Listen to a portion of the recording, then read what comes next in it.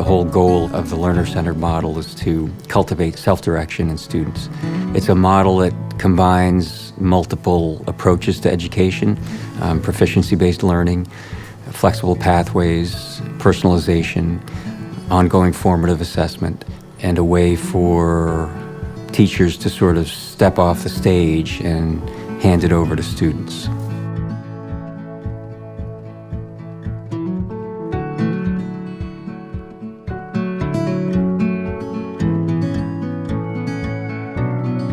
So for me, learner-centered really connects to flexibility, differentiation, making sure that each student has an opportunity to choose different materials. And then last, feedback has been really important.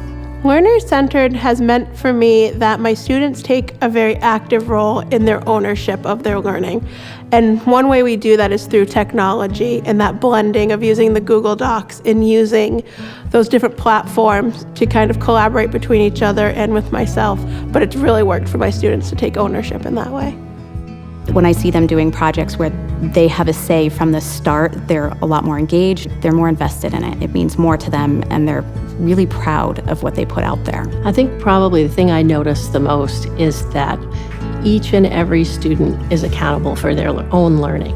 They're each at a different point in their ability to do that, but how our teachers are able to guide students to be responsible for their learning. And one is some of my students who just came in at the beginning of the year, already jaded at 5th grade about school. I don't like school, I don't want to be here, it's hard, it's boring. And once we've started that learner-centered, and they've had the say in what they do, how they do it, when they do it, they've loved coming to school. And to me, that's a huge accomplishment for those kiddos. My students are learning more than they ever have before. The collaboration and the learning that they do together to solve these problems, to generate these questions and to analyze the data has been profound, and I absolutely love it as a teacher.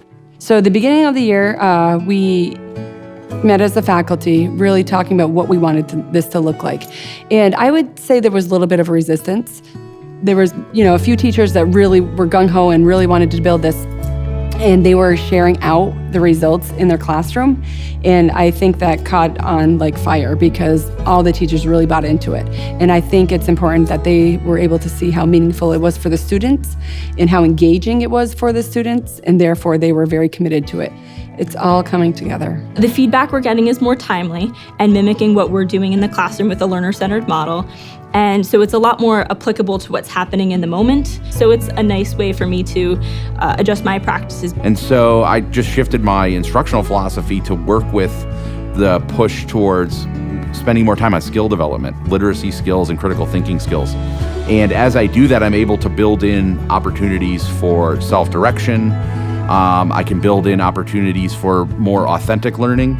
These kids who are in 9th grade now are going to get out 4 years later. They've got to develop their transferable skills, things like collaboration, communication, problem solving, inquiry, research, all of the things, innovation, all of the things that companies like Google and Apple are looking for in their employees. And I think this is a model that does that.